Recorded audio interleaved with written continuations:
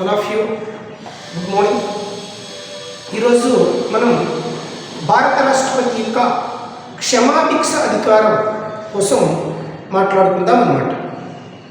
భారత రాజ్యాంగంలో ఆర్టికల్ 72 భారత రాష్ట్రపతి క్షమాభిక్ష అధికారాల కోసం చెప్తుందన్నమాట. అంటే మరి భారత రాష్ట్రపతి క్షమాభిక్ష అధికారాన్ని తన డిస్క్రిమినేషన్ పవర్ ద్వారా కాకుండా మంత్రి మండలి సలహా మేరకు మాత్రమే ఈ యొక్క అధికారాన్ని భారత రాష్ట్రపతి ఉపయోగించడం జరుగుతుంది. మరి ఆర్టికల్ 72 ప్రకారం భారత రాష్ట్రపతికి ఉండేటువంటి క్షమాభిక్ష అధికారాలలో నెంబర్ 1 పార్డెన్ అంటే పూర్తిగా ఆ యొక్క శిక్ష నింద నుండి పూర్తిగా తొలగించేయటం అన్నమాట. అంటే అది ఎటువంటి శిక్ష అయినా పూర్తిగా క్షమించేయటమే పార్డెన్ అంటామన్నమాట.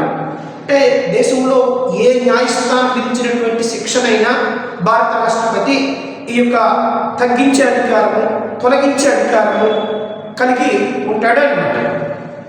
అలాగే ఈవెన్ మార్షల్ కోర్టులు విధించినటువంటి శిక్షను కూడా భారత రాష్ట్రపతికి తగ్గించేటువంటి అధికారం ఉంటుంది. అలాగే కమ్యూటేషన్, ఇక్కడ కమ్యూటేషన్ అంటే మార్పు అని అర్థం. ఫర్ ఎగ్జాంపుల్ ఒక వ్యక్తికి ఈ యొక్క మరణ శిక్ష వేశారు అంటే మరణ శిక్షని యావజ్జీవ కారాగార శిక్షగా మార్చడమే ఇక్కడ మనం కమ్యూటేషన్ అని అంటామన్నమాట. కమ్యూటేషన్ అంటే అది. అలాగే రెమిషన్ అంటే శిక్ష యొక్క కాల పరిమితిని తగ్గించడం. ఫర్ ఎగ్జాంపుల్ యావజ్జీవ కారాగార శిక్ష ఏదైతే ఉంటుందో దాన్ని ఈ యొక్క 4 years 5 years చెప్తే తగ్గించడం అనమాట. అంటే ఇక్కడ రెమిషన్కి వచ్చేసరికి శిక్ష స్వభావం ఏంటంటే పెద్దదండి. శిక్ష స్వభావం ఏంటంటే ఇక్కడ తగ్గదు.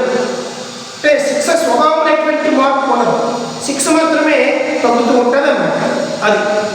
అలాగే మరి రెస్పైట్ అంటే కొన్ని ప్రత్యేకమైనటువంటి పరిస్థితుల్లో గర్భిణీగా ఉండేటప్పుడు లేదంటే వృద్ధాప్యంలో ఉండేటప్పుడు ఏవైనా తీవ్రమైనటువంటి రోగాలు ఉండేటప్పుడు అలాంటప్పుడు శిక్షను ఎట్లంటే తగ్గించడమే రెస్పైట్ అని అంటారు. రీప్రైవ్, ఇక్కడ మనకి రీప్రైవ్ అంటే కొన్నిసార్లు ఈ యొక్క అప్పీల్ చేసుకునేటప్పుడు ఒక ఎగ్జాంపుల్ ఒక వ్యక్తికి మరణ శిక్ష వేశారు అనుకుందాం. మరణ శిక్ష వేసినప్పుడు అది ఇమీడియట్గా అమలు చేయకుండా మరణ శిక్ష వేసినప్పుడు ప్రెసిడెంట్ ఆఫ్ ఇండియాకి ఏంటంటే క్షమాభిక్షకి ఏంటంటే పెట్టారనుకుందాం అప్పీల్.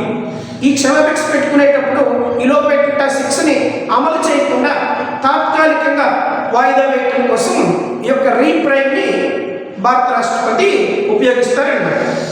అలాగే మరి క్షమాభిక్ష అధికారంలో రాష్ట్ర గవర్నర్కి ఆర్టికల్ 161 ప్రకారం క్షమాభిక్ష అధికారాలు ఉంటాయి. అయితే రాష్ట్ర గవర్నర్కి సంబంధించి క్షమాభిక్ష అధికారాలు ఆ రాష్ట్ర హైకోర్టు ఆ రాష్ట్ర పరిధిలో ఉన్నటువంటి చట్టాలకు సంబంధించే ఆయన క్షమాభిక్ష అధికారాన్ని ఉపయోగించగలరు. కానీ